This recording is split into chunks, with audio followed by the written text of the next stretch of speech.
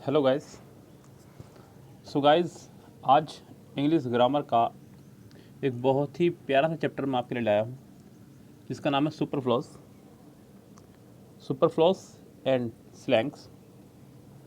सुपरफ्लोस का मतलब होता है आवश्यकता से अधिक। जब कोई चीज़ का इस्तेमाल आप आवश्यकता से अधिक करें, उसे बोलते हैं सुपरफ्लोस। यानी कि जहाँ कुछ वर्डों का इस्तेमाल एक बार होने के बाद दोबारा हो रहा हो, सेम वर्ड को आप लोग बोल देते हैं सुपरफ्लोस। लाइक मैंने कहा, आपने भी बचपन में गलती की होगी, मैंने कहा रिस्पेक्टेड सर, रिस्पेक्टेड सर। सो ये आपका सेंटेंस हुआ रॉन्ग, क्योंकि जब आपने रिस्पेक्टेड कह ही दिया है तो आपको सर कहने की जरूरत नहीं है, और जब आपने सर कह दिया है तो फिर रिस्पेक्टेड कहने की जरूरत नहीं है। आपको यहाँ से रिस्पेक्टेड हटाना होगा। सर का मतलब ही रिस्पेक्ट है, सर का मतलब ही यहाँ पे रिस्पेक्ट से है। तो यहाँ पे ये कहना बिल्कुल गलत होगा कि रिस्पेक्टेड सर। लेकिन बचपन में हम सब ने ये गलतियाँ की होंगी। अपना लेटर लिखते समय, एप्लीकेशन लिखते समय आपने भी शायद ये गलतियाँ की हों, और हो सकता है कि अब भी आप ये गलतियाँ करें। कई बार क्या होता है कि आपको, जैसे कि सी सर का एग्ज़ाम के तुरंत बाद एक उन्होंने डिस्क्रिप्टिव एग्ज़ाम रख दिया है, और उस डिस्क्रिप्टिव एग्ज़ाम में आपसे लेटर या ऐसे लिखवाए जाते हैं, और उस लेटर या ऐसे में बच्चे जो है रिस्पेक्टेड सर लिख दें अगर, तो क्या उसका सिलेक्शन होगा? उसका पहली लाइन पे ही क्वेश्चन कट जाएगा। यस, डेफिनेटली उसका क्वेश्चन काट दिया जाएगा, क्योंकि उसका क्वेश्चन जो है वो आंसर जो है इसका वो गलत है। सुपरफ्लॉस किसी शब्द के साथ अनावश्यक शब्दों का प्रयोग कर जो एक्सप्रेशन बनाए जाते हैं उन्हें बोलते हैं सुपरफ्लॉस। जैसे कि आपने कहा for a long period of time, तो यहाँ पे फॉर अ लॉन्ग पीरियड के बाद ऑफ टाइम का प्रयोग अनावश्यक है, क्योंकि पीरियड का अर्थ ही यहाँ पे अवधि या समय का हिस्सा है। यस, उसी तरह से आपको होते हैं स्लैंग। स्लैंग क्या होते हैं बच्चों? स्लैंग जैसे किसी क्षेत्र विशेष में भाषा जो बोली जाती है उसको बोल देते हैं स्लैंग। हालांकि वो गंदी भाषा बोल दीजिए इसको, यानी कि भद्दी भाषा बोल दीजिए। स्लैंग का मतलब वो भाषा जो गंदी भाषा हो या भद्दी भाषा हो। यस, यानी कि जिसका प्रयोग कुछ क्षेत्र विशेष के लोग काफ़ी लंबे समय से करते आ रहे हैं, तो उनको लग रहा है कि हम लोग ठीक हैं। क्लियर बात? और वो दूसरी बात तो ये है कि उनकी भाषा को लोग समझ भी रहे हैं, वो भी समझ रहे हैं, और अब तो सब लोग समझ रहे हैं। जैसे कि आजकल गाँव में बोली जाने वाली भाषा, गाँव में बोली वाली जाने वाली भाषा, जैसे हमारे यहाँ गाँव में बोलते हैं हिंदी, तो ऐसे विदेशों में भी गाँव होंगे, वहाँ पे भी लोग बोलते होंगे अंग्रेजी, और वहाँ के लोग अपनी अंग्रेजी बोलते होंगे, गाँव वाली अंग्रेजी। तो जैसे हमारे यहाँ गाँव वाली हिंदी बोलते हैं, तो क्या है ये हमारे यहाँ की स्लैंग, उनके यहाँ की भी स्लैंग है, लेकिन हमारे लिए तो वो भी अंग्रेज है जो गाँव का बंदा बोल रहा है वहाँ पे, हम तो उसे भी देख के खुश हो जाएंगे। तो उसी की भाषा कॉपी करके हम लोग यहाँ पे ले आए। जैसे कि हम लोग यहाँ गाँव की भाषा में बोल लेते हैं किंगे, इबाल, यस, तड़क की तड़क। तो ये वर्ड अगर आप डिक्शनरी में ढूंढें, आपको ये वर्ड डिक्शनरी में नहीं मिलेंगे, हिंदी वाले में भी। क्यों नहीं मिलेंगे? बिकॉज ये शब्द है ही नहीं। इस शब्दों को सिर्फ और सिर्फ बनाया गया है अपने प्रयोग के लिए, अपने लंबे समय से चलते आ रहे हैं उनके यहाँ पे, इसलिए वो उसको यूज़ कर रहे हैं। उनको भी ये पता है कि ये शब्द सही नहीं है। जब वो शहर में या किसी और राज्य में जाते हैं तो वो इन शब्दों का इस्तेमाल नहीं करते, वो खुश उधर जाते हैं, उनको पता है कि यहाँ पे ये समझने वाला कोई व्यक्ति नहीं है। उसे बोलते हैं स्लैंग। तो ऐसे बहुत सारे वर्ड हैं जिनको आपने सुना होगा। यहाँ जैसे कि पहला वर्ड आपका आ रहा है, कह रहा है कि फ्रीशिप। लेक्चरशिप का खूब प्रयोग बोलचाल में, भाषा में लोग करते हैं, लेकिन फ्रीशिप का शुद्ध रूप है फ्री स्टूडेंटशिप, और लेक्चरशिप का शुद्ध रूप है लेक्चरशिप। यस, कुछ लोग लगाते हैं ना फ्रीशिप, एग्जाम में आएगा लिखा हुआ आपका फ्रीशिप, समझो ये गलत है। आपका इसका आंसर होना चाहिए था फ्री स्टूडेंटशिप। क्या होना चाहिए था? Free studentship. और लेक्चरशिप LECTURESHIP,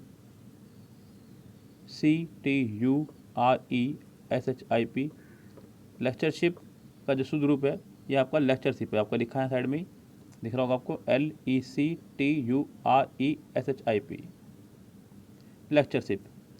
ठीक है, तो फ्री स्टूडेंटशिप, लेक्चरशिप का शुद्ध रूप हो जाएगा आपका सिर्फ और सिर्फ लेक्चरशिप। तो यहाँ पे बहुत सारे इस तरह शब्दों का इस्तेमाल हम लोग गलत करते हैं। जैसे कि आपने भी कई बार इस्तेमाल किया होगा कि वह मेरी कज़न सिस्टर है, वह मेरी कज़न सिस्टर है। तो कज़न के साथ में आप सिस्टर लगा रहे हैं, जबकि आपने जब कह दिया है कज़न तो अपने आप में ही काफ़ी है।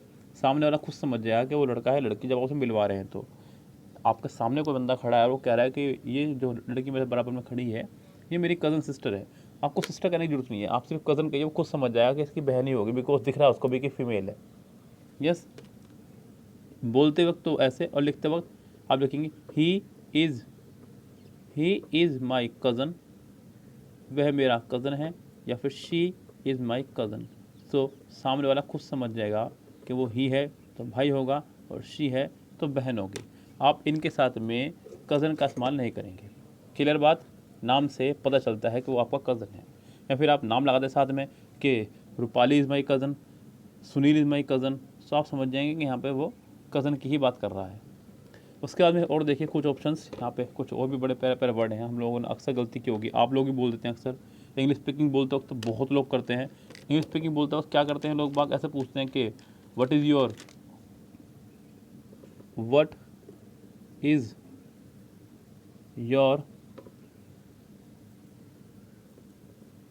Birthday date, what is your birthday date. कई बार बोल देते हैं लोग what is your birthday date, जबकि ये गलत है। आपको यहाँ बोलना होगा what is your date of birth, what is your date of birth, not birthday date, क्योंकि बर्थडे का मतलब होता ही वो डे जिस दिन आप पैदा हुए थे, और फिर डेट आप साथ में जोड़ रहे हैं। सो ये भी है आपका एक super flaws. What is your birthday date, what is your date of birth, ये इसका आंसर होना चाहिए था, जो कि सही होता। एक और बहुत ही प्यारा वर्ड इस्तेमाल कर लेते हैं हम लोग स्पीकिंग करते वक्त। बोल देते हैं कि sir what is your good name, what is your good name, आपका शुभ नाम। हिंदी में बोल देते हैं आपका शुभ नाम सर। अगर उस व्यक्ति का शुभ नाम है तो इसका मतलब उसका कोई ना कोई अशुभ नाम भी होगा। यस, अगर किसी व्यक्ति का आप शुभ नाम पूछ रहे हैं तो उसका अशुभ नाम भी होगा कोई ना कोई, ये तो कन्फर्म है, फिर सिंपल सी बात है। So what is your good name कहना यहाँ पे सरासर रॉन्ग होगा। आप यहाँ पे ऐसा कहेंगे नहीं what is your good name, आप सिर्फ पूछिए कि what is your name. Good और बैड लगाना सही नहीं है इस तरह सेंटेंसेस के साथ में। यस, क्लियर बात? आप ये नहीं कहेंगे कि what is your good name या what is your bad name, आप पूछिए सिर्फ व्हाट इज़ योर नेम। वो अपने आप समझ जाएगा कि गुड और बैड क्या है। पहली बात तो हम लोगों को लगता है कि शायद ये सही होगा, हम उसको और सम्मान दे रहे हैं, बहुत अच्छे व्यक्ति से मिलते हैं तब आप इस तरह शब्द इस्तेमाल करते हैं। अपने दोस्त वगैरह के लिए आप इस तरह शब्दों का इस्तेमाल नहीं करते कभी भी, ये भी बात कमाल की है। आपको लगता है कि बहुत अच्छे लोगों से मिल रहे हैं तो ये बात सही है। यस, आगे देखिए ध्यान से, उस तरह से ही कई बार आप लोग अक्सर जब देखता हूँ मैं, कई बार ओहो, जब आपके पेरेंट्स ने आपको मोबाइल ला के दे दिया, आपके मोबाइल का बॉक्स हाथ में, आप ओहो ये तो मेरे लिए अनएक्सपेक्टेड सरप्राइज़ था। अनएक्सपेक्टेड सरप्राइज़ यानी कि जिसकी आपने उम्मीद नहीं की थी। कैसा सरप्राइज़ है पापा, ये तो मेरे लिए मोबाइल आपके हाथ में है, आप कह रहे हैं अनएक्सपेक्टेड सरप्राइज़, तो ये गलत हो गया भाई। सरप्राइज़ होता ही अनएक्सपेक्टेड है। सरप्राइज़ का मतलब ही होता है अनएक्सपेक्टेड, जिसकी आपने उम्मीद ही ना की हो। आपको मैंने अचानक रात को ला के मोबाइल दिया, आपने देखा अरे सर मोबाइल, ये तो मैं देखा ही नहीं था, मुझे उम्मीद नहीं थी इसकी, तो इसकी मोबाइल भी होगा मेरे पास में। तो मोबाइल अपने आप में ही अनएक्सपेक्टेड है। आपको अनएक्सपेक्टेड के साथ में सरप्राइज़ लगाने की आवश्यकता नहीं है, या फिर आप सरप्राइज़ के साथ में अनएक्सपेक्टेड ना लगाएं, ये अपने आप में ही रॉन्ग है। अक्सर हम लोग हिंदी बोलते वक्त भी इस तरह गलतियाँ करते हैं, लेकिन बच्चों हिंदी हमारी मातृभाषा है, और बात अगर लिखने की हो तो वो भी रॉन्ग है, ये ध्यान रखना।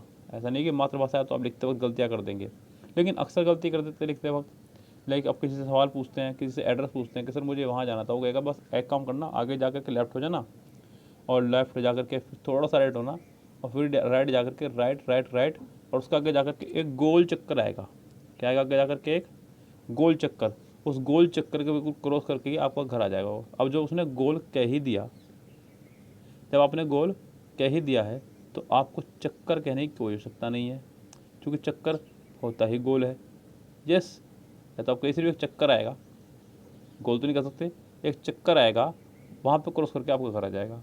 गोल कहने की इसके साथ में ज़रूरत नहीं है, बिकॉज गोल और चक्कर का मतलब दोनों सेम ही है। क्लियर बात? लेकिन हम लोग बोलते हैं इस तरह से। क्लियर बात?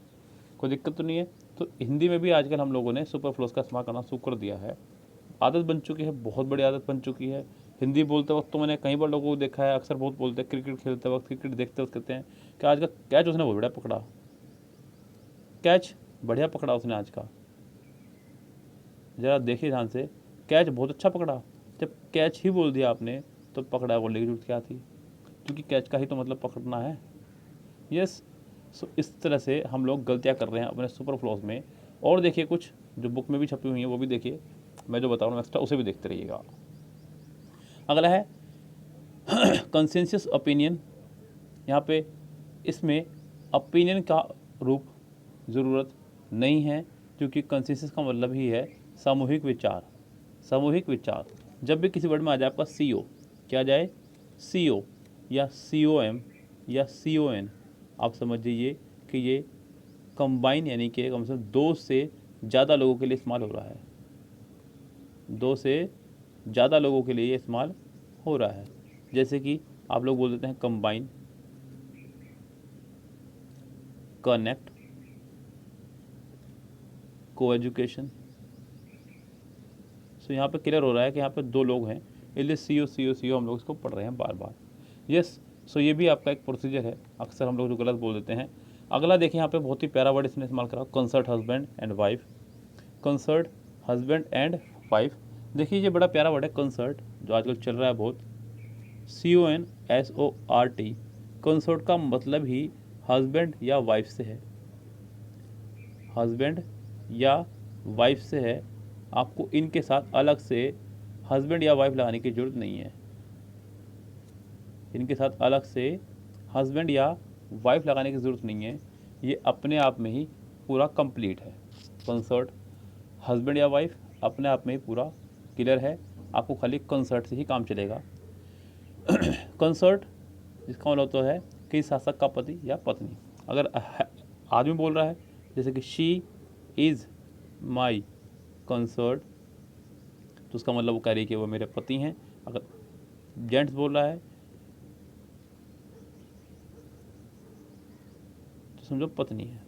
अगर शी के साथ सेंटेंस शुरू हो रहा है तो पति, ही के साथ सेंटेंस शुरू हो रहा है तो पत्नी। ये बात ध्यान रखें। तो वो कह रहा है कि शी इज़ माई कंसर्ट, यानी कि वह मेरी पत्नी है, ही इज़ माई कंसर्ट, वह मेरे पति हैं। सो आप खुद ही अंदाजा लग जाएगा यहाँ पे कि क्या कहना चाह रहा है वो और क्या बात कहना चाह रहे हैं। क्लियर बात, दोनों को सेंटेंस का मीनिंग आपका एक ही रहने वाला है, बिल्कुल मत घबराइए और बिल्कुल कंफ्यूज मत होइएगा आप इसमें। और देखिए यहाँ पे क्या कह रहा है कि फाइनल कंक्लूजन। फाइनल कंक्लूजन, जब फाइनल बोल ही दिया तो कंक्लूजन बोलने की जरूरत क्या है, और जब कंक्लूजन बोल दिया तो फिर फाइनल बोलने की जरूरत क्या है। आप लोग भी जब ऐसे वगैरह लिखते थे बचपन में, याद होगा, तो सबसे लास्ट में आप लिखते थे कंक्लूजन। कंक्लूजन का मतलब होता है उस पूरे के पूरे ऐसे का उसमें निचोड़। यस, हम लोग तो हिंदी में समझते हैं कि उपसंहार। यस, लेकिन कंक्लूजन का मतलब होता है उस पूरे ऐसे का उसमें निचोड़। तो कंक्लूजन के साथ में आपको यहाँ फाइनल लगाने की ज़रूरत नहीं है, कंक्लूजन अपने आप में ही फाइनल है। यस, ऐसे और भी बहुत सारे वर्डों का इस्तेमाल हम लोग कर लेते हैं, जैसे कि एक बड़ा प्यारा वर्ड फाइनल से और भी इस्तेमाल करते हैं कि आज तो जो है फाइनल डेस्टिनेशन है मेरी। क्या है ये? Final destination. देखिए, डेस्टिनेशन ही अपने आप में फाइनल होती है।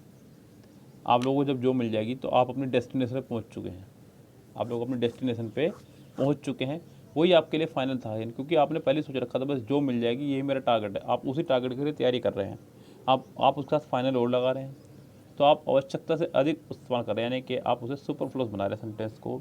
इस सेंटेंस में फाइनल लगाना गलत है। हालांकि ये एक ईडियम भी है, फाइनल डेस्टिनेशन आपका एक ईडियम भी है, सॉरी, जिसका मतलब होता है डेथ।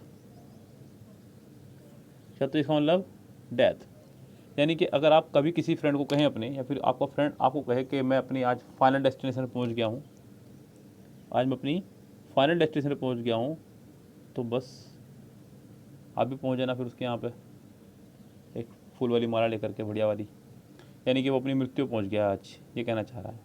समझे बात को? सो ये भी आपका है एक रॉन्ग, फाइनल के साथ में इस तरह का इस्तेमाल आप नहीं कर सकते। यस, क्लियर है बात। नेक्स्ट देखिए, 6 में क्या कह रहा है? Funeral services, FUNERAL। ये हमारे यूज़ में इतने ज़्यादा हो चुके हैं, हमारे आम बोलचाल में इतने ज़्यादा समा गए हैं कि ऐसा लगता है कि यही सही है, बस लगता ही है कि यही सही है, हम गलत हैं।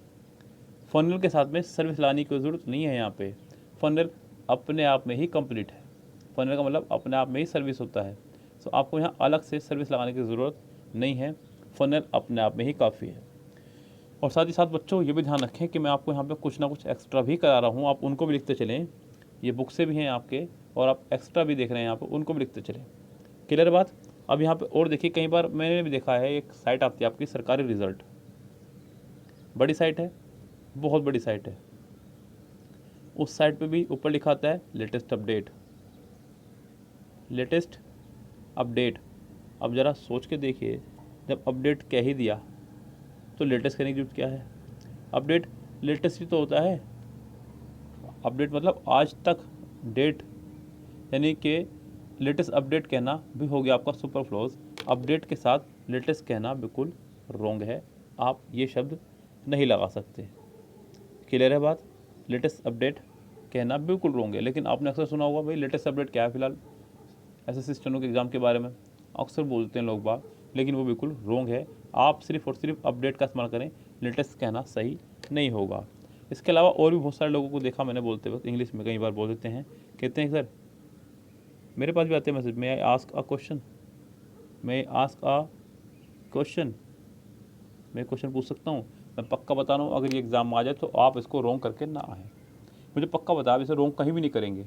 लेकिन यहाँ पे अ क्वेश्चन लगाना गलत होगा, क्योंकि जब आपने कह ही दिया है मैं आस्क, क्या मैं पूछूँ, तो आप सिंपल सी बात है सवाल ही तो पूछेंगे। जब आप पूछने से रहे, यस, जब आप कह रहे हैं कि मैं आस्क, तो आप सवाल ही पूछने वाले हैं, इसका मतलब तो आपको यहाँ पर क्वेश्चन लगाने की ज़रूरत नहीं है। मैं आस्क का मतलब ही पूरा कंप्लीट है, आपको यहाँ पर एक्स्ट्रा अपनी तरफ से क्वेश्चन लगाने की ज़रूरत नहीं है। क्लियर है बात? तो यानी कि ये भी आपका हो जाएगा यहाँ पे इस तरह से रॉन्ग, और हम इसे रॉन्ग करते आ रहे हैं काफ़ी समय से। क्लियर है? तो ये गलतियाँ आप ना दोहराएं, इंग्लिश स्पीकिंग हो या कुछ भी। देखिए जो चीज़ गलत है वो गलत ही है, चाहे आप किसी भाषा में इस्तेमाल कर रहे हो। बस हमें लगता है कि बहुत बड़ा टीचर था वो बोल रहा था अंग्रेजी में इस तरह से, तो सही होगा, बिकॉज वो गलत तो बोल नहीं सकता, अंग्रेजी का टीचर बहुत बड़ा है वो। अरे बड़े छोटे से फ़र्क नहीं पड़ता है, बेचारा वो भी आपकी तरह ही है, वो भी काफ़ी समय से उसको यूज़ करता हुआ आ रहा है, तो उसको लग रहा है कि यही सही है, यस, इसलिए ऐसा कर रहा है वो बंदा। क्लियर है बात? आगे बढ़िए। आपने कहा काइंडली रिक्वेस्टेड, देखिए ये भी बड़ा प्यारा और रॉन्ग वर्ड आपने इस्तेमाल कर दिया यहाँ पे। काइंडली रिक्वेस्टेड, यस, दोनों ही आपके सेम कैटेगरी के वर्ड हैं। यहाँ पे काइंडली का प्रयोग अनावश्यक है, काइंडली लगाने की यहाँ ज़रूरत नहीं है, काइंडली लगाने की ज़रूरत आपकी यहाँ पे नहीं है, रिक्वेस्टेड अपने आप में ही काफ़ी है। क्लियर है बात? कोई दिक्कत? बिल्कुल भी दिक्कत नहीं होनी चाहिए। जो मैं आपको बात बता रहा हूँ ये बिल्कुल एग्जैक्ट बात बता रहा हूँ। आप लोग गलती कर रहे होंगे इसके अंदर, ये पक्की बात है, लेकिन अब आपको आने वाले समय में ये गलतियाँ नहीं करनी है। यस, काइंडली, ध्यान दीजिएगा, काइंडली, रिक्वेस्ट और प्लीज़, ये तीनों वर्ड सेम ही कैटेगरी के वर्ड हैं। इनमें से कोई भी दो एक साथ नहीं आएंगे, इनमें से कोई भी दो एक साथ नहीं आएंगे। जैसे कि टू, एक्सट्रीमली और ओवर, ये तीनों सेम कैटेगरी के वर्ड हैं, इनमें से भी कोई भी दो एक साथ नहीं आएंगे, दो एक साथ नहीं आएंगे, ये भी कहना आपके हिसाब से रॉन्ग हो जाएगा, ध्यान रखें। क्लियर है ना बात? तो यहाँ पे इस तरह के शब्दों को एक साथ प्रयोग करना बिल्कुल रॉन्ग है। देखिए नेक्स्ट आपका क्या कह रहा है, ये बहुत आता है एग्जाम में, supposing if, supposing if, supposing if का प्रयोग एक साथ आप नहीं कर सकते। आप इस सेंटेंस में या तो इफ़ हटाइए या सपोजिंग हटाइए। वैसे तो इफ़ ही हटाया जाता है, यानी कि इस सेंटेंस में आपका है यहाँ पे सुपर फ्लोज इस्तेमाल।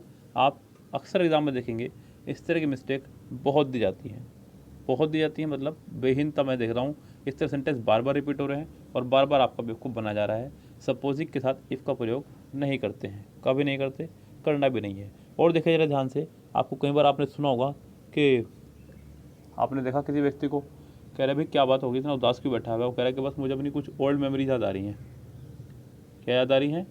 Old memory. फोटो देख रहा है शादी की बैठा हुआ अपनी, और कह रहा है यार मुझे ओल्ड मेमोरी याद आ रही हैं। जब मेमोरी हैं तो ओल्ड ही होंगी, यस, कोई नवीन मेमोरी तो हुआ नहीं करती। आपने देखा किसी को भाई अभी फ्यूचर की मेमोरी मुझे याद आ रही है, फ्यूचर की मेमोरी किसी को याद आ सकती है? पता है आपको कल क्या होने वाला है? नहीं पता है किसी को कल क्या होने वाला है। सो मेमोरी होते ही ओल्ड हैं, आपको यहाँ पे ओल्ड लगाने की ज़रूरत नहीं है। जैसे कि आप कहने लगे भाई मैं तो अब आजकल पास्ट हिस्ट्री पढ़ रहा हूँ, क्या पढ़ रहा हूँ?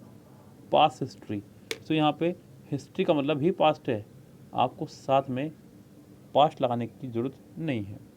आप किसी सरकारी दफ्तर में जाएं, सो वहाँ पे उन्होंने एक अलग से ही बनाया होता है रैक, या फिर अलग से ही एक बना रखा है उन्होंने रूम, जहाँ पर उन्होंने रखा है ओल्ड रिकॉर्ड। ओल्ड रिकॉर्ड यानी कि पुराने रिकॉर्ड, हिंदी में लिख देते हैं पुराने रिकॉर्ड इसमें सारे। आप नहीं बोला कहीं पर, इसमें तो सारे पुराने रिकॉर्ड हैं। अरे भाई रिकॉर्ड होते ही तो पुराने हैं, ओल्ड लाने की जरूरत क्या है यहाँ पे, रिकॉर्ड का मतलब ही पुराने से होता है। Yes, old record. क्लियर है बात। आप कहेंगे नहीं कि नवीन रिकॉर्ड, अभी तो नवीन का आपको क्या पता है कि नवीन आने वाले हैं। हाँ ये बात सत्य, आप सोच सकते हैं ऐसा कि नवीन रिकॉर्ड वो जो अभी 1-2 साल पहले के बीते, ओल्ड रिकॉर्ड वो जो कहीं 10-20 साल पुराने हैं। आपके लिए जो भी दिन बीत चुका वो सब ओल्ड ही है। कल भी जो बीत चुका है वो भी ओल्ड ही था, आप उसे भी न्यू नहीं बोल सकते, न्यू रिकॉर्ड है या ओल्ड रिकॉर्ड है। लेकिन यह है कि बस अपनी भाषा को थोड़ा आसान बनाने के लिए, अपने काम को थोड़ा आसान बनाने के लिए हम लोग इस्तेमाल कर लेते हैं। लेकिन एक दिन भी जो बीत चुका है वो रिकॉर्ड बन चुका है आपके लिए। यस, अब वो ओल्ड कहो या फिर न्यू कह लो, ये कहना रॉन्ग होगा, ये ध्यान रखें आप। दोनों स्थिति में सेंटेंस आपका कहना रॉन्ग हो जाएगा। यस, क्लियर रहेगी बात। और देखिए सेंटेंस, आप लोगों ने कई बार जब किसी कार्यालय में आप जाएंगे या किसी मोटरसाइकिल पे आप ठीक करने के लिए जा रहे हैं मोटरसाइकिल, या फिर कुछ और चीज़ आपने घर ठीक कराया अपना, या फिर गाड़ी ठीक कराई आपने, सो आपको गाड़ी में आना है खर्चा। आपने उससे गाड़ी वाले से पूछा सर मुझे थोड़ा सा इसका खर्चा बता दो कितना आएगा, यानी कि मुझे इसका रफ एस्टीमेट दे दीजिए। आप क्या दे दीजिए, रफ एस्टीमेट। अब ज़रा सोचिए, एस्टीमेट का मतलब ही रफ होता है, एस्टीमेट का मतलब ही रफ होता है, आपको उसका हर रफ लगाने की ज़रूरत नहीं है। एस्टीमेट का मतलब ही रफ है, यानी कि वो आपको लगभग अंदाज़ा देगा, एक्यूरेट आपको नहीं बता सकता, वो आपको एक एस्टीमेट ही देने वाला है। तो इसका मतलब ही रफ है, आपको इसके साथ रफ लगाने की ज़रूरत नहीं है। लेकिन हम लोग लगा रहे हैं, काफ़ी समय से लगा रहे हैं, ऐसा लगता है कि हम ही सही हैं। ये आदत इतनी बन चुकी है किसी चीज़ की कि लगता ही नहीं है कि आप लोग गलत हैं, ऐसा लगता है कि हम लोग सही हैं। आज जो सर पढ़ा रहा है कि ये रोंग है।